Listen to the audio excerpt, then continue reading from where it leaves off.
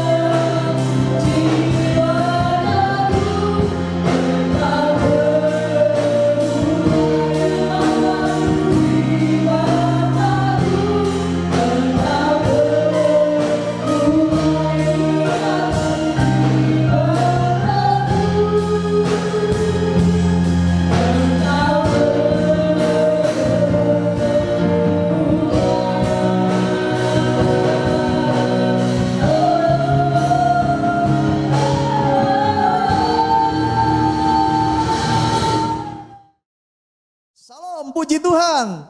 Tuhan itu baik dari dulu, sekarang, sampai selama-lamanya. Haleluya. Ada kisah di sebuah kota terjadi hujan lebat yang terus-menerus dan banjir hebat, sehingga telah menenggelamkan rumah-rumah penduduk. Banyak orang-orang yang berusaha menyelamatkan dirinya ke tempat yang tinggi, termasuk seorang anak Tuhan yang aktif di gereja dan rajin melayani. Dalam keadaan panik, anak Tuhan ini berdoa agar Tuhan menunjukkan kuasa-Nya untuk menolongnya, sehingga banjir berhenti dan air surut. Air banjir justru semakin lama makin tinggi, sehingga naiklah ia ke lantai 2 di rumahnya.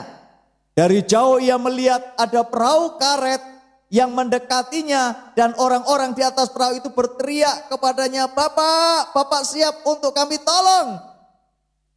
Namun Bapak ini tidak mau ditolong, dan perahu karet itu meninggalkannya.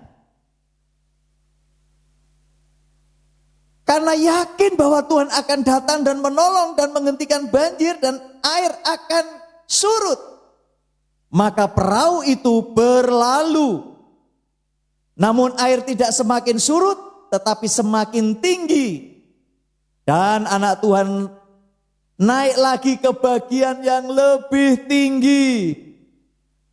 Dan muncul lagi perahu karet yang kedua untuk menolongnya. Tetapi ia menolak dan naik ke atas. Bahkan ketika dia sudah berada di puncak bumbungan rumahnya, dan saat air itu sudah di batang leher, datang lagi perahu karet yang ketiga. Dan ia pun menolak untuk naik perahu itu, karena masih yakin bahwa kuasa Tuhan menghentikan banjir dan air akan surut. Akan tetapi ternyata sampai perahu karet menolong yang ketiga pun tidak terlihat lagi. Air makin tinggi dan rumah pun tertutup air. Dan anak Tuhan itu mati tenggelam. Sewaktu berada di surga, anak Tuhan itu bertanya kepada Tuhan sambil mengeluh, "Tuhan, sampai hati Engkau tidak menolong aku ketika banjir melanda kota kami. Padahal sepanjang hidupku dengan setia, dan aku melayani Engkau dengan setia." Tetapi jawab Tuhan, "Anakku, aku sebenarnya sudah menolongmu. Tidak tahukah kamu, aku sudah mengirim 3 kali perahu karet untuk menolongmu. Tetapi 3 kali juga kamu telah menolaknya." Saudaraku, kadangkala kita terlalu fokus dan terlalu di dalam masalah-masalah yang kita hadapi, sehingga kita lupa melihat dan menyadari bahwa Tuhan sedang bekerja dan berusaha menolong kita melalui sesama kita, keluarga kita, orang-orang terdekat kita, tetangga kita, bahkan mungkin orang-orang yang tidak kita kenal. Kadang kita tidak melihat hal-hal kecil sebagai pertolongan dan mujizat Tuhan yang sedang bekerja dalam hidup kita. Karena kita membayangkan dan bermimpi tentang hal-hal yang besar yang Tuhan akan buat bagi kita, yang kita sendiri tidak sanggup untuk mewujudkannya. Tema khotbah kita hari ini, maksud Tuhan memberi masalah dalam kehidupan kita. Maksud Tuhan memberi masalah dalam kehidupan kita. Di dalam Ulangan pasal 8 ayat yang ketiga sampai ayat yang ke-6. "Jadi ia merendahkan hatimu, membiarkan engkau lapar, dan memberi engkau makan mana yang tidak kau kenal dan juga tidak dikenal oleh nenek moyangmu, untuk membuat engkau mengerti bahwa manusia hidup bukan dari roti saja, tetapi manusia hidup dari segala yang diucapkan Tuhan. Pakaianmu tidaklah menjadi buruk di tubuhmu, dan kakimu tidaklah menjadi bengkak selama 40 tahun ini, maka haruslah engkau insaf bahwa Tuhan Allahmu mengajari engkau seperti seorang mengajari anaknya. Oleh sebab itu, haruslah engkau berpegang pada perintah Tuhan Allahmu dengan hidup menurut jalan yang ditunjukkannya dengan takut akan Dia.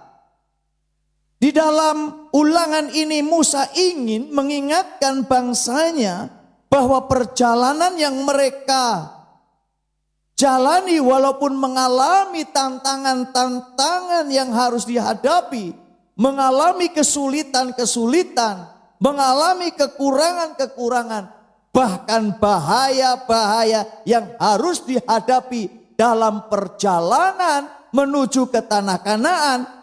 Tuhan ingin mendidik, Tuhan mengajari seperti seorang tua, bapak mengajari anak-anaknya. Bukankah hidup ini itu penuh dengan misteri? Berapa puluh kali kita menelan kekecewaan selama ini yang tampaknya putih terkadang hitam, yang kedengarannya merdu seringkali begitu parau. Perhitungan di atas kertas kita akan berhasil, tapi kenyataannya gagal total. Seorang menyangka dirinya benar, namun ia tersesat. Ada yang berpesta pora, merayakan sukses, mendadak malapetaka menimpanya. Benar, hidup ini penuh dengan misteri. Apa maksud Tuhan memberikan masalah? Kadangkala kita memberikan reaksi-reaksi di dalam kehidupan kita, dalam menghadapinya. Ada yang menghadapi pergumulan itu, persoalan itu, justru berbalik meninggalkan Tuhan, kembali ke dalam duniawinya, kembali di dalam dosa-dosanya, dan lupa akan Tuhan.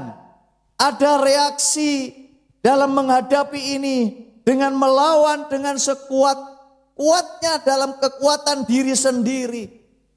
Tahun demi tahun mengalami kelelahan rohani.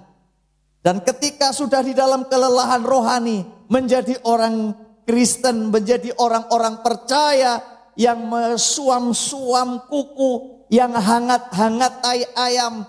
Seorang anak Tuhan yang pesimis, anak Tuhan yang berpikir negatif, dan itu yang mereka alami, gak mengerti apa maksud Tuhan di dalam memberi masalah di balik itu semuanya.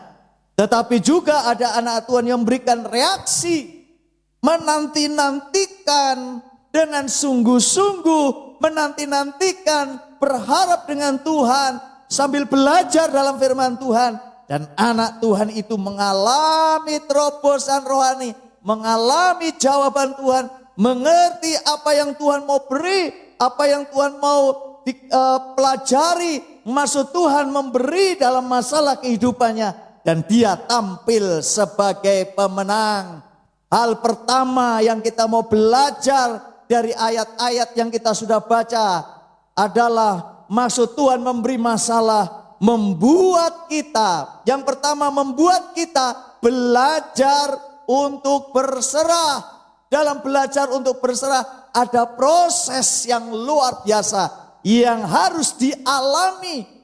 Baik bangsa Israel mengalami proses yang luar biasa dalam belajar untuk berserah. Ulangan 8 ayat yang ketiga. Jadi ia merendahkan hatimu, membiarkan engkau lapar dan memberi engkau makan mana yang tidak kau kenal dan juga tidak dikenal oleh nenek moyangmu, untuk membuat engkau mengerti bahwa manusia hidup bukan dari roti saja, tetapi manusia hidup dari segala yang diucapkan oleh Tuhan. Sasaran Tuhan, rupanya Tuhan membuat kita mengerti bahwa manusia hidup bukan oleh roti saja, melainkan dari firman Tuhan. Lewat pengalaman bangsa Israel di padang gurun, tidak ada makanan, tidak ada minuman, tidak ada perlindungan, di mana mereka tempat tempat yang mereka jalani, tempat yang mereka duduki itu sangat bahaya, mengerikan. Mereka mudah tersesat. Tidak ada tempat yang dapat bergantung bagi mereka. Namun justru di tengah-tengah itu Tuhan dari surga memberikan mana. Jadi artinya dari segala sesuatu yang mereka nikmati adalah dari firman Tuhan. Tuhan ingin mengajari bangsa ini untuk berserah sepenuhnya. Perjalanan mereka yang mereka hadapi, mereka harus berserah. Seperti firman Allah, Ia merendahkan hatimu. Berserah, belajar, berproses dalam berserah di dalam Tuhan. Dalam situasi kondisi apapun. Sepertinya Bapak Ibu perhatikan, ya Tuhan membiarkan lapar. Tapi ingat, Ia juga memberikan makanan. Mereka berjalan. Baju yang mereka kenakan selama 40 tahun tidak menjadi rusak. Luar biasa Tuhan menjaga baju mereka untuk tidak menjadi rusak. Sungguh ajaib. Jadi ada proses di dalam belajar untuk berserah. Pertolongan Tuhan akan datang bagi mereka, bagi saudara, dan bagi dalam kehidupan kita. Ketika Tuhan membiarkan kita dalam kesulitan, rupanya Tuhan mempunyai tujuan agar hidupmu, hidupku mempunyai nilai yang jauh lebih besar. Tuhan punya tujuan, nilai hidup, nilai kekristenan, nilai percayamu, nilai dalam hidup ini luar biasa. Oleh sebab itu Bapak Ibu, jangan pernah menantikan berkat Tuhan tanpa hidup diproses oleh Tuhan. Kalau diproses berarti ada bagian-bagian dalam hidup kita yang perlu diambil. Yang perlu diambil itulah proses Tuhan. Supaya apa? Dalam diambil dalam hidup kita ini. Supaya kita sama seperti Kristus. Bapak Ibu yang dikasihi Tuhan, perhatikan di dalam Ibrani pasal 11 ayat 17 sampai ayat 18 ada contoh yang baik yaitu Abraham. Karena iman maka Abraham tatkala dicobai mempersembahkan Ishak. Oleh karena iman Abraham disuruh Tuhan untuk mempersembahkan anaknya. Padahal anaknya ini adalah keturunan yang akan membesarkan keturunan yang akan menjadi kelanjutan dari Abraham itu. Namun Abraham dalam ayat selanjutnya, karena ia berpikir bahwa Allah berkuasa membangkitkan orang-orang sekalipun dari antara orang mati, dan dari sana ia seakan-akan telah menerima kembali. Abraham belajar dalam proses berserah diri. Dia memberikan anaknya yang tunggal itu dikorbankan. Tapi disitulah proses Tuhan buat Abraham. Kalau kita perhatikan Abraham lulus dalam proses berserah. Maka Abraham menjadi bapa orang yang percaya. Abraham menjadi berkat. Siapapun di dalam Abraham menjadi berkat. Dan sampai berkat Abraham sampai ke kita. Haleluya, luar biasa. Saudara perhatikan Ayub. Hilang hartanya. Anaknya mati. Istrinya meninggalkan, teman-temannya meninggalkan semuanya. Tapi Ayub luar biasa. Dia rela diproses oleh Tuhan. Dia rela untuk belajar berserah dalam ketidakadaan apa-apa. Tapi akhirnya Ayub tampil sebagai pemenang. Dan Tuhan mengembalikan, memberkati dua kalinya. Hartanya dikembalikan.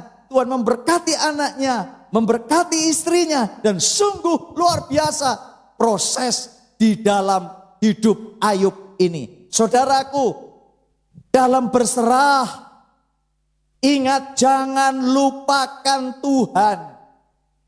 Ketika berserah jangan lupakan Tuhan. Memang masalah membuat kita lesu, kecewa, tidak bersemangat, patah arang, berpikir negatif. Ingat bahwa Tuhan itu terlalu baik buat kita. Karunia-Nya kepada kita terlalu besar untuk dibanding dengan hal-hal yang ada di hadapan kita. Itu sebabnya di dalam Ulangan 8 ayat 11, hati-hatilah supaya jangan engkau melupakan Tuhan Allahmu dan berpegang kepada perintahnya. Ayat 18, haruslah engkau ingat akan Tuhan Allahmu yang memberikan kepadamu kekuatan untuk memperoleh kekayaan dengan maksud meneguhkan perjanjiannya yang diikrarkannya dengan sumpah kepada nenek moyangmu seperti sekarang ini. Diingatkan supaya kita jangan lupa ketika kita belajar proses berserah ini kepada Tuhan. Itu sebabnya Bapak Ibu yang dikasih Tuhan dalam hidup dalam berserah ini, apa yang kita mau lakukan? Ayo kita belajar menabur. Kalau kita menabur pasti kita akan menuai. Percayakan sekaligus. Kita yakini kalau kita menabur maka kita akan menuai. Dalam berserah taburanmu apa? Tabur. Bapak Ibu perhatikan. Kecambah, kita menabur kecambah 5 hari akan tuai. Tapi perhatikan harganya adalah harga kecambah.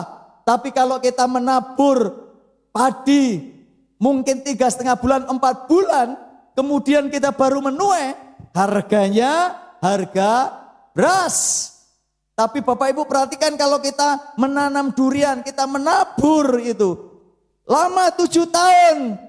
Harus dengan proses yang lama durian itu tumbuh dan kemudian berbuah. Tapi hasil duriannya ya harga durian. Bukan harga kecambah, bukan harga padi, harga durian yang mahal.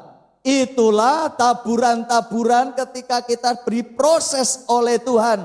Kalau engkau menabur kesetiaan, dalam proses berserah itu kita dalam kesetiaan, kita dalam ketaatan. Perhatikan Bapak Ibu, maka kita akan menikmati kebahagiaan yang luar biasa. Ingat, besar kecilnya kita tergantung dari apa yang kita tabur. Haleluya. Dalam proses kita belajar di dalam Tuhan, kita belajar untuk menabur sesuatu kesetiaan, ketaatan bagi Tuhan. Haleluya. Yang kedua kita mau belajar, maksud Tuhan memberi masalah, membuat hidup lebih mengerti bahwa semua dari Tuhan dan untuk kemuliaan Tuhan. Ayat 16 dalam Ulangan pasal 8. Ia juga memberi makanan mana kepadamu di padang belantara, yaitu makanan yang tidak dikenal oleh nenek moyangmu. Ia mengujimu untuk menjadikanmu rendah hati, agar segala sesuatu dibuatnya berjalan baik. Janganlah berkata dalam hatimu, aku mendapat kekayaan karena kuasa dan kemampuanku sendiri. Ingatlah Tuhan Allahmu adalah satu-satunya yang memberikan kuasa kepadamu untuk melakukan hal-hal ini. Ia melakukannya karena ia memenuhi perjanjian yang dibuatnya kepada nenek moyangmu. Bapak Ibu yang dikasih Tuhan, membuat hidup kita lebih mengerti semua dari Tuhan untuk kemuliaan Tuhan. Tuhan mau titip kemuliaan kepada saudara dan saya. Karenanya ada bagian hidup saudara yang Tuhan rasa tidak layak untuk dipakai, harus dibuang. Saudaraku, Tuhan mau titip itu. Diproses oleh Tuhan, membuat kita lebih mengerti bahwa semua itu datang daripada Tuhan dan untuk kemuliaan Tuhan. Jadi kalau kita diberkati, bolehkah kita memuliakan Tuhan? Sangat-sangat boleh. Kalau kita diberkati oleh kesehatan, dengan kesehatan kita pakai untuk kemuliaan dan kebesaran Tuhan. Karena itu Tuhan yang memberikan. Kalau Tuhan memberikan kekuatan, dengan kekuatan itu kita pakai untuk kemuliaan Tuhan. Kalau Tuhan memberikan jabatan, biarlah jabatan itu bagi kemuliaan Tuhan. Karena itu titipan yang Tuhan berikan kepada saudara. Kalau itu harta, kita pakai untuk kemuliaan Tuhan. Sebab kita tahu bahwa hartamu itu Tuhan yang memberi, bukan usahamu, tapi semata-mata karena Tuhan, dan kita pakai untuk kemuliaan Tuhan. Jikalau hak keluargamu yang harmonis itu kita mau pakai bagi kemuliaan Tuhan, menjadi teladan buat di gereja, buat di rumah tangga, buat di sekitar, dan kita pakai bagi kemuliaan Tuhan. Jikalau kita diberkati dengan pendidikan yang hebat, kita mau pakai dan kita mau pakai untuk kemuliaan dan kebesaran nama Tuhan. Karena Dia yang memberikan yang terbaik, karena ada kemuliaan Tuhan yang mau dipersiapkan. Itulah sebabnya muliakan Tuhan, karena engkau diberkati oleh Tuhan. Membuat hidup kita lebih mengerti bahwa semua Tuhan dan untuk kemuliaan nama Tuhan. Haleluya. Biar kiranya firman Allah itu menjadikan kekuatan berkat buat saudara. Saudara semakin mengerti apa maksud Tuhan memberi masalah di dalam kehidupan kita. Haleluya. Puji Tuhan. Mari kita berdoa. Bapa di surga, terima kasih. Engkau sangat baik buat hidup kami. Kami mengerti apa maksud Tuhan memberi masalah bagi kami, supaya kami belajar untuk berserah. Dalam proses belajar untuk berserah, beri kekuatan bagi kami untuk kami menyadari Tuhan bahwa semata-mata itu datang darimu, bukan karena kekuatan kami. Itu karena firman Allah yang memberikan kekuatan di dalam hidup kami, membuat kami lebih mengerti Tuhan bahwa semua yang Tuhan berikan dalam hidup kami, itu kami mau pakai untuk kemuliaan dan kebesaran nama Tuhan. Dalam situasi yang seperti ini, Tuhan mau memberikan maksud, Tuhan memberi masalah buat kami. Dalam kondisi yang seperti ini Tuhan, kami mau belajar berserah kepada Tuhan, dan kami mau hidup lebih mengerti apa Tuhan mau dalam hidup ini untuk kemuliaan nama Tuhan. Terima kasih Tuhan Yesus, terima kasih. Engkau sangat baik. Tuhan memberkati kami semuanya. Terpujilah nama Tuhan di dalam nama Tuhan Yesus Kristus. Amin. Tuhan Yesus memberkati kita semuanya.